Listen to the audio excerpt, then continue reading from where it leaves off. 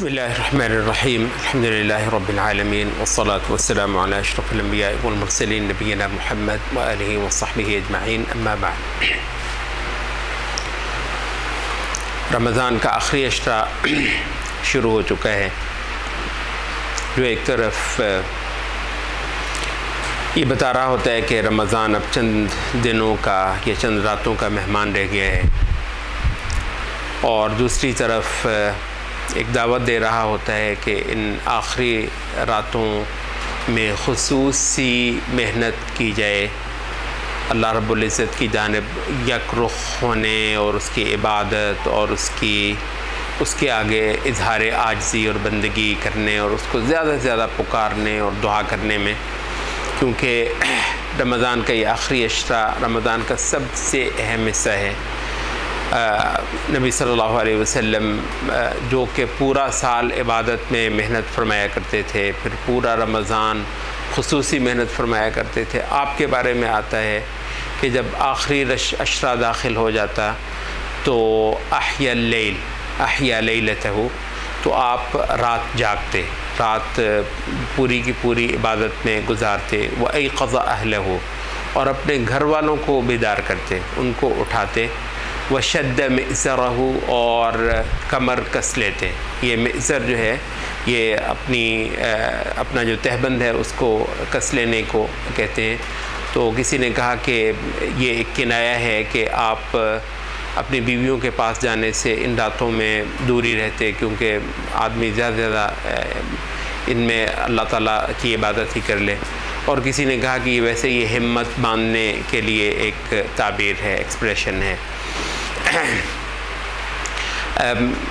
قرآن مجید میں ایک باقاعدہ ایک سورت لیلۃ القدر کے حوالے سے نازل ہوئی ہے، سورۃ القدر ہم اس کو کہتے ہیں، اور جس کا فرمایا کہ تعلق اصل میں قرآن مجید کے ساتھ ہے۔ اور اس کے بارے میں جو باتیں بتائیں، ایک تو یہ ہے کہ یہ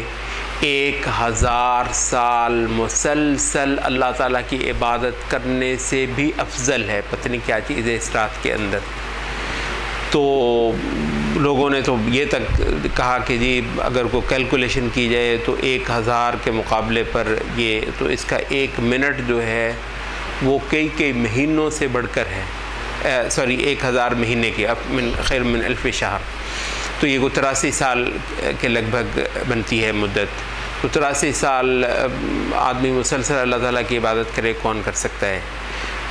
بعضوں نے یہ بھی کہا کہ اللہ تعالیٰ نے خصوصی اس امت پر فضل فرمایا ہے کہ پہلی امتوں میں لمبی عمریں تھیں، بہت ان کو وقت ملتا تھا اللہ تعالیٰ کی عبادت کرنے کے لیے، ادھر تو ٹائم ہی نہیں ملتا ہے، ہزاروں دھندے ہوتے ہیں۔ تو اس میں اللہ تعالیٰ نے کوئی خاص مہربانی فرمائی ہے کہ ان کو ایک موقع دیا ہے۔ تو ایک تو یہ فرمایا، اور دوسرا یہ کہ اس کے اندر فرشتے قطار اندر قطار اترتے ہیں۔ تنزل، یہ تنزل جو ہے یہ باب تفاعل اور باب تفعیل جو ہے یہ کثرت اور تکرار کا معنی دینے کے لیے اترتی ہے۔ تو یہ کہ بے حد و حساب فرشتے اس رات کو اترتے ہیں۔ اور آخری بات یہ بتائی کہ یہ سلامتی ہے، کوئی خصوصی اس کے اندر کوئی راحت، کوئی سلامتی ایمان والوں کے لیے، کوئی خاص اللہ تعالیٰ کی رحمت ان راتوں کے اندر، اس رات کے اندر اترتی ہے۔ تو بھائی ان میں زیادہ سے زیادہ اللہ تعالیٰ کو پکارنا۔ حضرت عائشہ رضی اللہ عنہا کہتی ہیں کہ میں نے نبی صلی اللہ علیہ وسلم سے کہا کہ اگر میں اس رات کو پالوں تو کیا کہوں؟ بہت مختصر سی دعا نبی صلی اللہ علیہ وسلم نے سکھائی، فرمایا کہ کہو اللہم انک عفو تحب العفو فاعف عنی، اے اللہ تو ہے ہی معاف کرنے والا۔ تو اللہ تعالیٰ کو اس کی صفات کا واسطہ دینا، علماء توحید کہتے ہیں سب سے اعلیٰ وسیلہ ہے، وسیلے کی سب سے اعلیٰ صورت اللہ کو اس کی بڑائی کا، اس کی رحمت کا، اس کی قوت کا، اس کی سطوت کا واسطہ دینا۔ تو یہاں پر اللہ تعالیٰ کو اس کی صفت جو عفو ہے اس کا واسطہ دیا گیا ہے۔ تو واسطے ڈالنا اللہ تعالیٰ کے آگے عبادت دعا کا لطف جو ہے وہ دوبالا کر دیتا ہے۔ تو اللہم انک عفو، پھر فرمایا کہ تحب العفو، تو مطلب ہے کہ تجھے پسند کرنا پسند بھی بہت زیادہ ہے۔ معاف کس کو کیا جاتا ہے؟ جس نے گناہ ہی نہ کیا اس کو تو معاف نہیں کیا جاتا۔ گناہوں سے لتھڑے ہوئے کو، گناہوں کے اندر ڈوبے ہوئے کو جب وہ ہاتھ اٹھا لے، جب وہ مالک کے پاس آ جائے تو مالک کو اس کو پذیرائی بخشنا بے حد پسند ہے۔ تو مالکہ میں تیرے در پر آیا ہوا ہوں، تو درخواست ہے کہ مجھے معاف فرما دے۔ اور یہ جو عفو ہے اللہ تعالیٰ سے، اگر بندے کو معافی مل جائے تو سمجھو سب کچھ مل گیا۔ عباس رضی اللہ عنہ نے نبی صلی اللہ علیہ وسلم سے کہا بھی تھا کہ مجھے کوئی کلمات خصوصی سکھائیے، تو آپ نے فرمایا کہ کہا کرو اللہم انی اسألک العفو والعافیہ، اے اللہ عفو اور عافیت کا سوال ہے۔ تو کہنے کہ میں کہتا ہوں، پھر کہا کہ مجھے اور کوئی چیز سکھائیے، نبی صلی اللہ علیہ وسلم نے پھر سکھایا یہی۔ اچھا پھر کہا کہ مجھے کوئی کلمات سکھائیے، تو نبی صلی اللہ علیہ وسلم نے خاص طور پر کہا کہ اے چچا، اے عباس، اللہ تعالیٰ سے عفو اور عافیت مانگو، اس سے بہتر کوئی اور چیز نہیں ہے جو اللہ تعالیٰ سے طلب کی جائے۔ تو یہ مطلب ہے کہ اگر بخش دے اللہ تعالیٰ کسی کو تو پھر پورا پیکج جو ہے وہ یقینی ہو جاتا ہے۔ اللہ تعالیٰ کی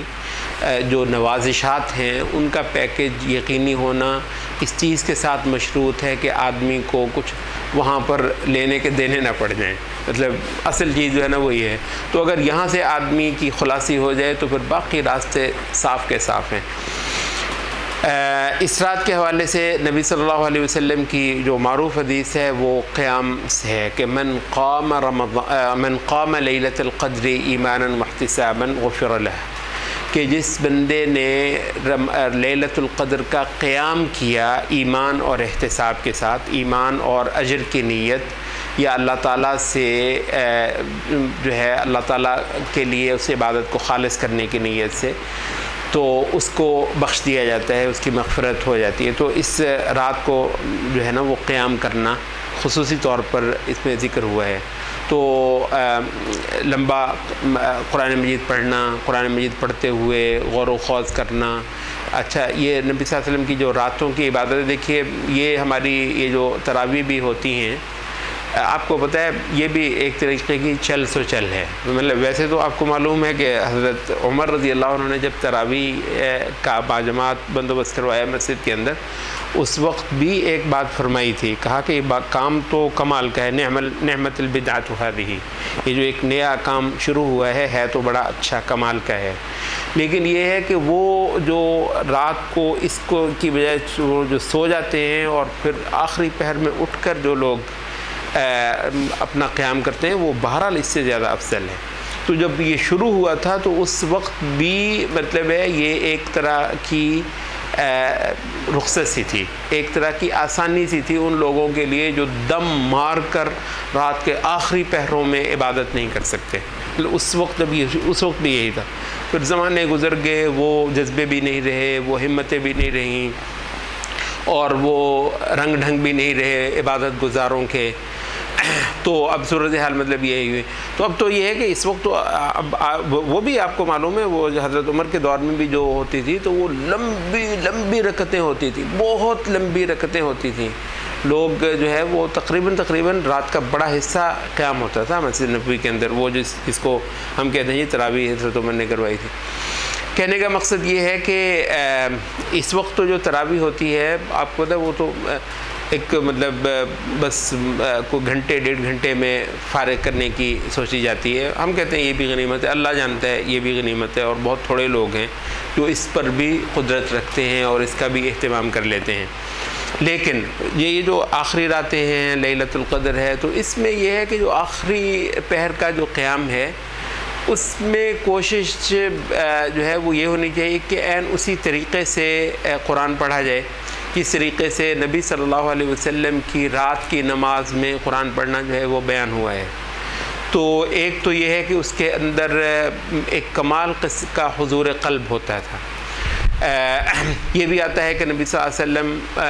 وسلم سے ایسی آواز نکلتی تھی جیسے ہنڈیا جو ہے وہ چولہے پر رکھی ہوتی ہے، تو وہ یہ نہیں ہے کہ اس کے اندر کوئی شور ہوتا ہے، لیکن یہ کہ اندر سے کوئی آواز جو ہے نا وہ نکل رہی ہوتی بہت گہرائی میں، جا کر تو اور